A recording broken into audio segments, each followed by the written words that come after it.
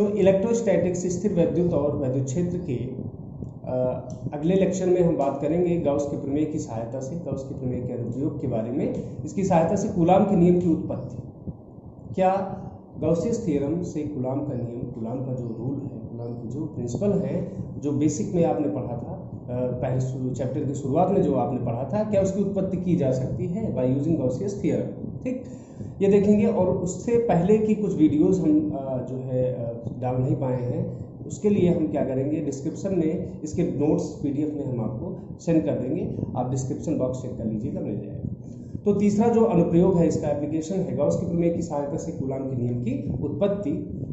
चलिए देखते हैं। हम कंसीडर करते हैं गोलीय गाउसियन सरफेस की, गोलीय गाउसीय पृष्ठ की, जिसके सेंटर ओ पर Q1 विद्युत आवेश रखा है, Q1 इलेक्ट्रिक चार्ज रखा हुआ है। ठीक, अगर इस गोलीय गाउसियन पृष्ठ की रेडियस r हो, त्रिज्या r हो, और पृष्ठ के किसी बिंदु P पर विद्युत क्षेत्र की तीव्रता और सूक्ष्म अवयव का क्षेत्रफल डेल्टा A हो, तो इस कंडीशन में Q1 और Q2 जो कि P पॉइंट पर रखा है, Q2 दोनों के लिए कूलाम का रूल, दैट मीन्स कूलाम के नियम में क्या होता है, विद्युत बल आप फाइंड आउट करते हैं, विद्युत बल के लिए एक्सप्रेशन फाइंड आउट करते हैं, और वो एक्सप्रेशन होता है F = 1/4 pi epsilon naught Q1 Q2 upon r²। दोनों आवेशों का गुणनफल और अपॉन r² करके ये संबंध बनेगा। क्या ये बन सकता है बाय यूजिंग गाउसियस थ्योरम। चलिए देखते हैं। सबसे पहले क्लैरिफाई कर लेते हैं इसको। जो चीजें आपने यहाँ पर बना रखी हैं इसके बारे में आपको बताना पड़ेगा। मान लेते हैं, माना कि आप इसको सेंटेंस के रूप में भी मान सकते हैं, एज वेल एज आप इसको पार्ट्स वाइज भी जो इसको मान सकते हैं। तो हम क्या कर रहे हैं, सबसे पहले हम लिखते हैं गोलीय गाउसीय पृष्ठ या गाउसीय सतह, कैसे आप ये भी कह सकते हो, गोलीय गाउसीय सतह के केंद्र O पर Q1 आवेश रखा है। इसके केंद्र O पर क्या रखा है बेटा, Q1 आवेश रखा है। देखिए किसी किसी बुक में, किसी किसी लेक्चर में आप देखे होंगे, यहाँ पर सिर्फ Q चार्ज रखा जाता है और यहाँ पर कोई टेस्ट चार्ज या Q0 यू कैन से वो रख दिया जाता है और दोनों के लिए बना लिया जाता है। घबराने की कोई जरूरत नहीं। ठीक, Q and Q0 are the two different types of charges, और यहाँ पर भी Q1 and Q2 are similarly two different type of charges. तो आप मानने के लिए स्वतंत्र हैं, कुछ भी कंसिडरेशन में ले सकते हैं। क्लियर है बेटा छोटू, ठीक है।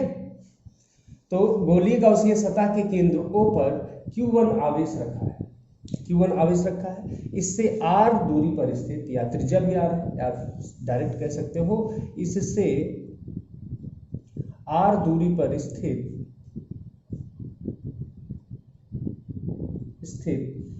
P बिंदु पर Q2 आवेश रखा है। देखिए P बिंदु पर क्या रखा है बेटा, Q2 आवेश स्थित है, आवेश रखा है, स्थित है, ये हमने मान लिया। अगर हम इसके सूक्ष्म पृष्ठ पर सूक्ष्म अवयव का क्षेत्रफल डेल्टा A मान लेते हैं, तो आप इसको कह सकते हैं, यदि गाउसीय सतह या गाउसीय पृष्ठ के सूक्ष्म अवयव या सूक्ष्म खंड, सूक्ष्म अवयव का क्षेत्रफल क्या माना है हमने यहाँ पर, डेल्टा A हो, तो अब देखिए यहाँ पर गाउस की प्रमेय यूज या अप्लाई होगी, आप कह सकते हो। गाउस की प्रमेय अप्लाई तब होगी जब आप पृष्ठ से बद्ध या पृष्ठ से होकर गुजरने वाले total number of electric field line या total number of electric flux ज्ञात करेंगे। तब, जब तक फ्लक्स की बात नहीं होगी तब तक गाउस की प्रमेय अप्लाई नहीं की जा सकती। तो सबसे पहला step that is going to be electric flux that is passing through the surface. इस सरफेस से जो इलेक्ट्रिक फ्लक्स है, जो इलेक्ट्रिक फील्ड लाइंस हैं, वो पास करेंगे, उसके लिए सबसे पहले हम शुरुआत करेंगे इस स्टेप में।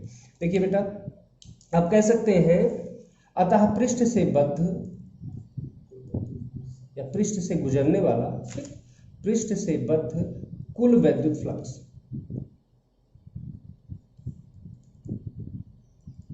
पृष्ठ से बद्ध कुल वैद्युत फ्लक्स अब कुल वैद्युत फ्लक्स टोटल जब कहा जाए then you have to integrate this. और किसको इंटीग्रेट करोगे? सूक्ष्म अवयव का जो फ्लक्स होगा वो। तो डेल्टा फाई ई इस पृष्ठ से यहाँ तक देखो, इस सूक्ष्म अवयव से होकर गुजरने वाली विद्युत क्षेत्र रेखाओं या विद्युत फ्लक्स की बात कर रहा है, सिर्फ इतने में से। अगर हम पृष्ठ पर सूक्ष्म अवयव लिए हैं, सूक्ष्म अवयव से कितनी क्षेत्र रेखाएं गुजर रही हैं ये हमको पता चल जाए तो हम पूरे को इंटीग्रेट कर देंगे, तो पूरे पृष्ठ से कितनी फील्ड लाइंस जो गुजरेंगी, पास थ्रू होंगी, वो हमको मिल जाएगा। तो हम क्या करते हैं, ये सूक्ष्म अवयव के लिए इसी को इंटीग्रेट कर देते हैं, चिड़िया जैसे उड़ा दो इसको। ठीक है, कई बच्चे बायोलॉजी के होते हैं तो ये चीज़ें नहीं समझ पाते हैं, तो कुछ स्टेप्स आपको रखना पड़ेगा। चौहान, कुछ स्टेप्स आपको क्या करना पड़ेगा, सोच लेना। ये जो चिड़िया जैसा उड़ा है, इंटीग्रेशन में समाकलन का चिन्ह। ठीक, डेल्टा फाई ई इक्वल्स होता है, डेल्टा फाई ई क्या होता है, अगर हम डेफिनेशन से देखें तो ई डॉट डेल्टा ए विद्युत क्षेत्र का वेक्टर सदिश और क्षेत्रफल सदिश, एरिया वेक्टर आप कह सकते हैं। अब ये सूक्ष्म खंड के लिए, सूक्ष्म अवयव के लिए अगर इसका हम इंटीग्रेशन कर देते हैं बेटा, तो पूरे पृष्ठ से होकर, हमने यहाँ क्या लिखा, पृष्ठ से बद्ध कुल वैद्युत फ्लक्स, टोटल इलेक्ट्रिक फ्लक्स आपको फाइंड आउट, और टोटल के लिए you have to integrate this, integrate कर दिया आपने। ठीक, देखिए डरने की जरूरत नहीं बेटा, जिसमें डेल या डी लगा हो उसी का मतलब उसी फलन में, उसी फंक्शन में डिफरेंस हो सकता है, बाकी किसी में नहीं हो सकता, वही चेंजेबल है और बाकी चीजें कांस्टेंट है। तो इसमें जो डेल्टा लगा है इसका मतलब ये फील्ड लाइन चेंज हो सकती है। ऑन द अदर हैंड कुछ मत सोचिए, डेल्टा से ये कैंसिल आउट कर दीजिए, कैंसिल आउट हो गया, बचा क्या आपके पास, फाई ई बचा। डरने और घबराने की जरूरत नहीं है, संयम रखिए, पेशेंस बनाए रखिए, आंखें इधर उधर करके टैलेंट मत दिखाइए। ठीक, फाई ई इक्वल्स, अब किन्हीं दो वेक्टर्स का डॉट प्रोडक्ट, किन्हीं दो वेक्टर्स का अदिश गुणनफल क्या होता है, ए डॉट बी बराबर ए बी कॉस थीटा। फिर भी नहीं आपको समझ में आ रहा है, फॉर्मूला नहीं क्लियर कंफर्म हो रहा है, देखो जब दोनों पे वेक्टर लगा हो, वेक्टर हटाओ कॉस थीटा लगाओ, बस सिंपल है, वेक्टर हटाओ कॉस थीटा लगाओ, ये अभियान छेड़ो, वेक्टर हटा ई डेल्टा ए कॉस थीटा, बुरत नहीं लगा बेटा। ठीक है, अब क्या करेंगे, अब देखिए जिसमें डेल्टा लगा है उन्हीं का इंटीग्रेशन हो सकता है, वही चेंजेबल है, उसी फलन के मान में you can enhance the value of given function, जो फंक्शन है उसकी वैल्यू को इनहांस कर सकते हो, बढ़ा सकते हो, इंक्रीज कर सकते हो, लेकिन जिसमें डेल्टा नहीं लगा है वो चेंजेबल नहीं है, वो फिक्स है, और जो फिक्स है उसमें बदलाव नहीं होता है बेटा, वो कांस्टेंट है, बाहर आ जाएगा। That means E and cos theta, theta के स्थान पर आप देखिए ई एंड ए, विद्युत क्षेत्र की तीव्रता और एरिया वेक्टर एक ही डायरेक्शन में एक दूसरे के अनुदिश हैं, और एक दूसरे के अनुदिश हैं तो एक दूसरे के समांतर हैं, और 0 degree will be the angle between them, इनके बीच में एंगल क्या होगा, 0 डिग्री का होगा। अब डेल ए बचा यहाँ डेल्टा से, फिर इसको कैंसिल आउट करो, बचा क्या बेटा, ए। कोई समस्या हो बिल्कुल बता सकते हो, यहाँ तक समझ में आई बात। ठीक, अब देखिए, परंतु आप जानते हैं यहाँ दो चीजें चेंजेबल हैं जिनकी वैल्यूज आपको पहले से पता है। फाई ई इक्वल्स होता है क्यू अपॉन एप्सिलॉन नॉट, यही है गाउस की प्रमेय, क्योंकि हमें गाउस की प्रमेय यूज करना है, तो फाई ई किसी बंद पृष्ठ से, ये गोलीय गाउसियन सरफेस है, स्फेरिकल है, तो बंद हुआ, बंद पृष्ठ से गुजरने वाला कुल वैद्युत फ्लक्स जो होगा वो प्रवाहित आवेश का या स्थित आवेश का 1 अपॉन एप्सिलॉन नॉट गुना होता है, ये स्टेटमेंट था, क्यू अपॉन एप्सिलॉन नॉट, ये बन गया।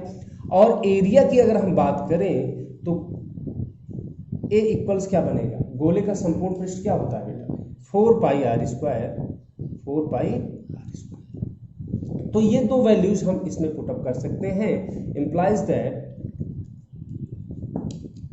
It will be phi E के स्थान पर आप रखेंगे q upon epsilon not equals E, इसकी जगह पर 4 pi r square into cos 0 की वैल्यू 1। देखिए ये जो क्यू हमने यूज किया है ये Q1 है, सेंटर पर जो चार्ज है उसकी बात की जा रही है, तो आप यहाँ लिखेंगे Q1, क्या लिखेंगे बेटा, Q1, सेंटर पर जो चार्ज है उसके कारण कितना इफेक्ट, बातें समझ में आ रही है? अब देखिए यहां से हम ई को फाइंड आउट कर सकते हैं। ई इक्वल्स क्या बनेगा? जब ई का मान निकालना चाहेंगे तो इसको यहां से हटाना पड़ेगा, पक्षांतर या ट्रांसफॉर्मेशन करना पड़ेगा। ये इधर इंटू कर रहा है, इधर क्या करेगा? डिवाइड करेगा। जब ट्रांसफॉर्म करोगे तो ये बन जाएगा 1/4 पाई एप्सिलॉन नॉट। सीक्वेंस में लिखना, 4 पाई इधर से आया नीचे, एप्सिलॉन नॉट पहले से है, और ये आर स्क्वायर नीचे आया और Q1 आपके पास ऊपर है, तो 1/4 pi epsilon naught Q1 upon r square. क्यों भाई, कोई दिक्कत? समझ में आ रही बात? ठीक। और ये वही वैद्युत क्षेत्र की तीव्रता का व्यंजक है जो बिंदु आवेश के कारण हुआ करता था। याद करिए, वो करता था किसी एक बिंदु आवेश के कारण 1/4 pi epsilon naught Q upon r square. यही एक्सप्रेशन फाइंड आउट हुआ था, निकला था। तो ये बना वैद्युत क्षेत्र की तीव्रता। लेकिन हमें गुलाम के नियम की उत्पत्ति करनी है, और गुलाम के नियम में वैद्युत बल का होना आवश्यक है, तभी तो आप बता पाओगे हाँ भैया गुलाम का नियम। और बल कैसे प्राप्त होगा ये हम देखते हैं, परंतु आप जानते हैं बट E इक्वल्स होता है F अपॉन Q। होता है नहीं होता? अगर परिभाषा से देखा जाए तो एकांक आवेश पर लगने वाले वैद्युत बल को वैद्युत क्षेत्र की तीव्रता कहते हैं। याद करिए शुरू में बेसिक में जब बताया था। तो F अपॉन Q, यहां से अगर हम F की वैल्यू को निकालना चाहें तो क्या बनेगा? F की वैल्यू को निकालोगे तो Q को हटाना पड़ेगा, और Q इधर डिवाइड कर रहा है, इधर इंटू करेगा, that means Q into E। और ये जो Q है ये that is going to be second charge, दूसरा चार्ज होने वाला है। और दूसरा चार्ज क्या है बेटा? Q2। बनेगा कि नहीं? ठीक। अगले पेज में हम देखते हैं F इक्वल Q2E है। F इक्वल क्या है बेटा? Q2E।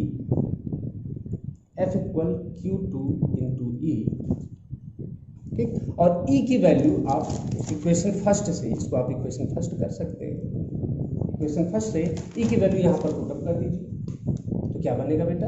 अतः समीकरण 1 से E का मान रखने पर, देखिए स्टेप के मार्क्स होते हैं एग्जाम में, तो ये सारी चीज़ें अगर आप लिख देंगे तो 10-5 सेकेंड भले बढ़ जाएगा आपका, लेकिन एक सीक्वेंस में, एक ऑर्डर में सारी चीज़ें रहती है तो मार्क्स आपको अच्छे मिलते हैं। ठीक है। तो समीकरण 1 से E का मान रखने पर, यहाँ पर मान रखेंगे तो Q2 इंटू E के स्थान पर है 1/4 pi epsilon naught Q1 upon r square, जो कि इक्वेशन फर्स्ट में आपने फाइंड आउट किया था। अगर इसको रीअरेंज करें इन स्टैंडर्ड ऑर्डर, इसको जब बनाएंगे तो 1/4 pi epsilon naught that is going to be the proportionality constant you can say. ठीक। और Q1 Q2 upon r square, याद करिए क्या ये फाइनल एक्सप्रेशन था कूलॉम्स लॉ का? कूलॉम का जो रूल बना था, लॉ जो बना था, उसमें यही तो था 1/4 pi epsilon naught Q1 Q2 upon r square. और यहां से जो कंक्लूजन पार्ट निकलता था ये तो कांस्टेंट है बेटा, इसकी वैल्यू तो फिक्स है। अगर हम डिपेंडेंसी की बात करते हैं तो F is directly proportional to Q1 into Q2 and F is inversely proportional to r square. ये तो बनेगा। स्टेटमेंट होगा किन्हीं दो आवेशों के बीच, किन्हीं दो स्थिर आवेशों के बीच लगने वाला वैद्युत बल आवेशों के गुणनफल के अनुक्रमानुपाती होता है तथा उनके बीच की डिस्टेंस के वर्ग के व्युत्क्रमानुपाती होता है, और यही कूलॉम का नियम है। तो आप लिखेंगे यही कूलॉम का नियम, यही कूलॉम का नियम।